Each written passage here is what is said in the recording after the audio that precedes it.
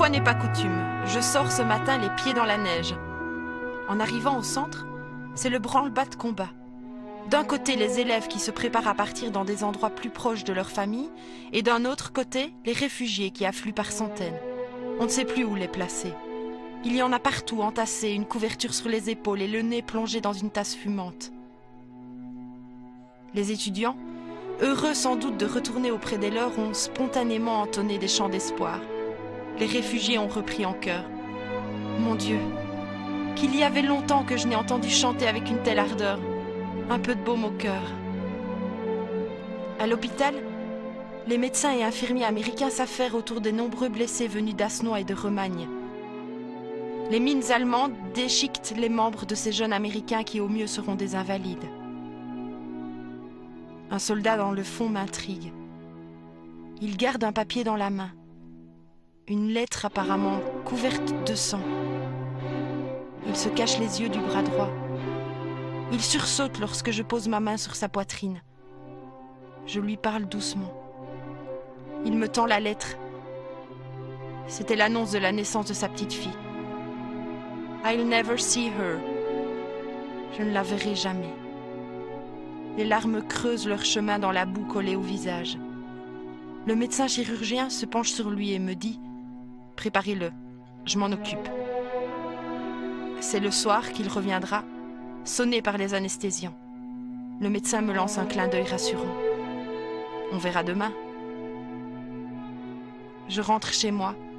Je m'écroulerai sur le lit de fortune et le reste, je le confierai au destin ou à Dieu, comme on veut.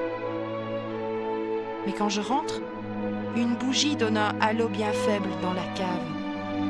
3 soldats américains harassés sont affalés dans les couvertures qu'ils se sont partagées. « Happy New Year! It's your house ?» Ils ne m'ont pas semblé bien dangereux. Je leur ai préparé du café et des tranches de jambon qui séchaient dans la cheminée de la cuisine. Après des remerciements, je les ai quittés et je suis retournée à la Croix-Rouge. Il y aura bien un petit coin pour dormir. L'ambiance qui m'entoure est indéfinissable. Le malheur l'emporte largement sur le bonheur, c'est certain. Mais j'ai tellement envie de m'accrocher à ce bonheur infime. C'est une question de survie.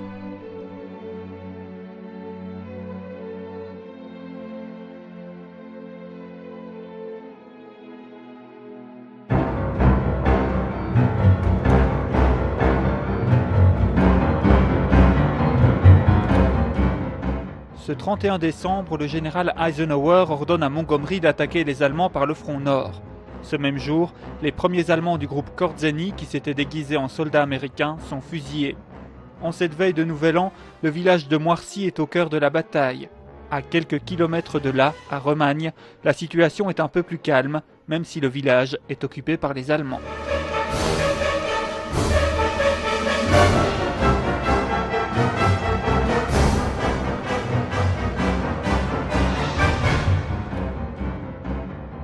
Les Américains étaient dans le bois à 1 kilomètre au maximum d'ici.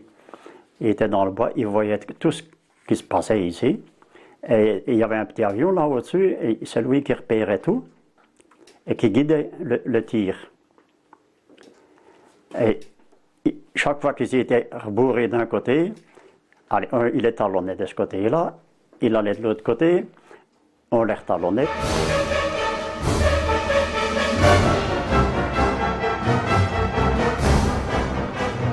De temps en temps, les tirs d'artillerie atteignent les habitations.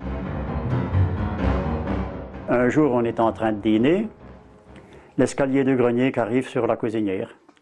Donc, on a trouvé tout le bazar là-dessus. Et on était ici à combien? Ben, on était à 7, 8 et 5 de Bastogne, qui était déjà venu se cacher, qui avait déjà été pillé et brûlé à Bastogne. Et ils étaient revenus ici. Le frère à maman et les enfants. Et puis après, bon, on entendait bombarder. On entendait le départ de l'obus. T'entendais boum, paf, boum, paf. Allez, à la minute, ça arrivait. Hein. Eh bien, on se sauvait à l'écurie. C'est voûté, et puis il y avait de la récolte jusqu'au toit. Et puis après, on se cachait en dessous des bacs.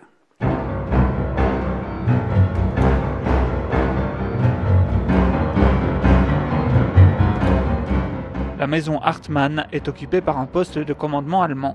Maman me dit, il y a tous les habits pour se changer dans le placard. Il y avait un ancien placard ici à la chambre à côté. Tous les habits sont là. C'était rempli d'Allemands ici. Je demande maman demande à l'interprète qui était là. Oui, on va les chercher. Le lendemain, rien. On redemande à l'interprète. Oui, on va aller les chercher, on va vous les apporter, rien du tout. Un peu plus hasardeux qu'un autre, je démarre et j'arrive ici. Ici, c'était comme un grand piano. Là, c'était un petit qui, vous êtes de l'électricité là, et il était qui tournait, comme un dynamo, rempli de fils qui arrivaient. C'était les postes avancés, quoi, puisque à 100 mètres, c'était peut-être des Américains qui étaient là. Et j'avance, je passe à côté de celui-là qui était là à côté. J'entre ici. Je suis ressorti avec un bon coup de pied au derrière, hein? Sans habit. Hein?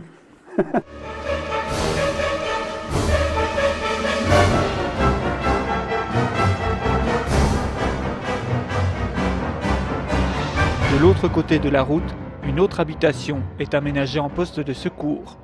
Ma maison ici à côté, ils ramenaient des blessés. 2 jeeps avec deux civières au-dessus et 2 civières en dessous. Ils les entraient par la porte et ressortaient directement par la fenêtre. Et puis ils refoutaient le camp dans des ambulances vers la France. C'était pour les endormir, là, le premier soin. Là. Et on les entendait hurler.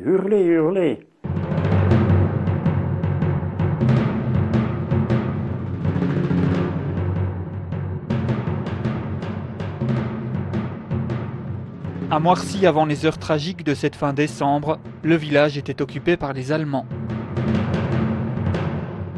Vers le soir, donc deux soldats sont présentés à la maison, les 2 seuls que nous avons eus à l'intérieur. Ils sont arrivés au moment du repas du soir. Apparemment, la faim se faisait sentir chez eux aussi. Ils ont vu des pommes de terre réchauffées sur la table. Ils ont eu envie de nourriture chaude, mais sans agressivité. Ils ont fait comprendre à maman qu'ils voudraient bien les pommes de terre en échange de boîtes de conserve qu'ils avaient dans leur sac. Il y avait une cuisine, donc allemande, qui est venue se mettre derrière la maison, chez nous, et qui faisait la popote pour tous les soldats. Oui. Et mon papa avait un moteur à essence, je n'ai pas oublié. Alors, il n'avait plus d'essence pour faire les moteurs. Ça fait que, dit l'Allemand, nix benzine, qu'il dit. Hein? Oui. L'Allemand, en se cachant, était chercher un bidon d'essence et lui a donné, mais il fallait qu'il transite le bidon et lui rentre la chose.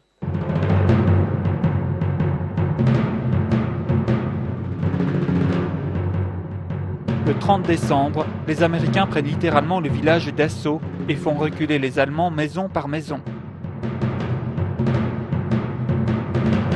Les premiers, c'était des fantassins, donc. Hein. Ils descendaient le petit chemin là derrière.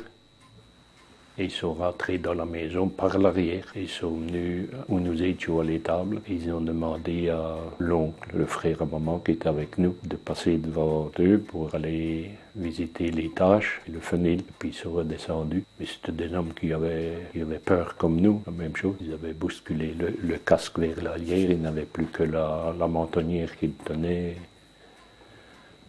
On voyait transpirer.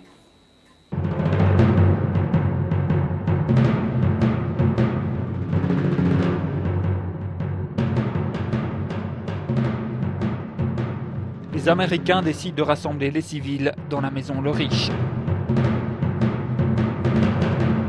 On est venu nous chercher à la cave, nous autres. Hein? Oui. Il n'y avait plus de clôture, plus rien du tout. On traversait tout le village comme ça. On a été chez Le Riche, la plus vieille maison du village. Ah oui. D'un côté, il y avait les prisonniers allemands. Et de l'autre côté, c'était les Belges, quoi. Ah oui. Je ne sais plus combien est-ce qu'on était, si mes souvenirs sont bons, on était une 70. Oui, là-dedans, oui.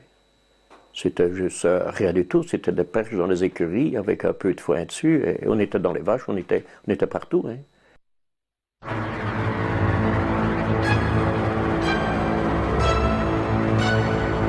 Cette nuit du 30 décembre, plusieurs maisons du village sont incendiées par un char allemand. Dans la maison Le Riche, où les civils sont confinés pendant 3 jours, on tente de garder le moral. De temps en temps, le vieux garçon, en fait, quand il n'entendait plus rien, il soufflait comme les obus allemands, parce qu'ils soufflaient, les Allemands. Hein. Non, les obus allemands faisaient tchouk, tchouk, tchouk, tchouk, et les Américains, ça sifflait. Oui. Eh bien, lui, il faisait comme les obus, quoi. Hein. Oui.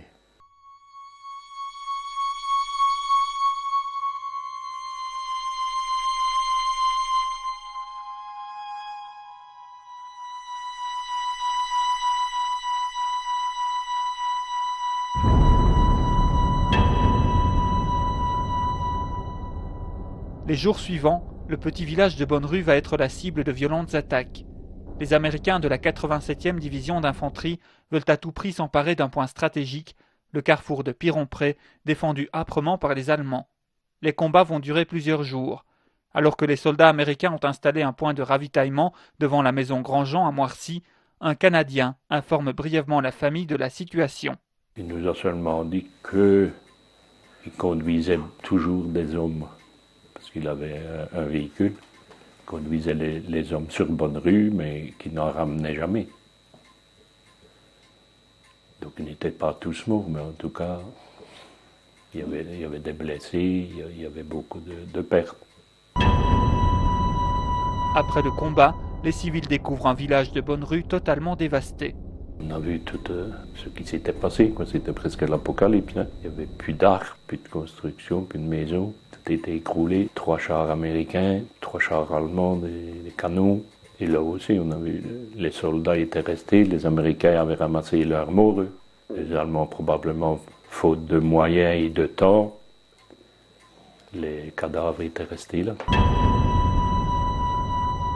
À mi-champ, Jean Lambert se souviendra toujours de ce réveillon de Nouvel An. Ils ont réveillonné donc en bas, hein, donc les soldats. L'état-major était parti précipitamment, vraiment comme s'il craignait quelque chose. Et effectivement, quelques heures après leur départ, un avion est passé en rase-motte ici, et il a lâché donc 4 bombes, 2 fois des bombes jumelées, mais heureusement il a raté la maison, et dans chaque trou on pouvait mettre à peu près notre maison. Et vraisemblablement, est-ce que l'état-major savait qu'ils étaient repérés? En tout cas, ils étaient partis précipitamment. Et nous étions, donc là, il y a une formidable explosion. Et je me rappelle que, chose curieuse, au lieu, donc comme on était tellement près, les bombes sont tombées tout près, j'ai vu les carreaux qui, au lieu de rentrer dans la maison, se gonflaient et sortaient à l'extérieur. Inutile de dire qu'il ne restait plus un seul carreau.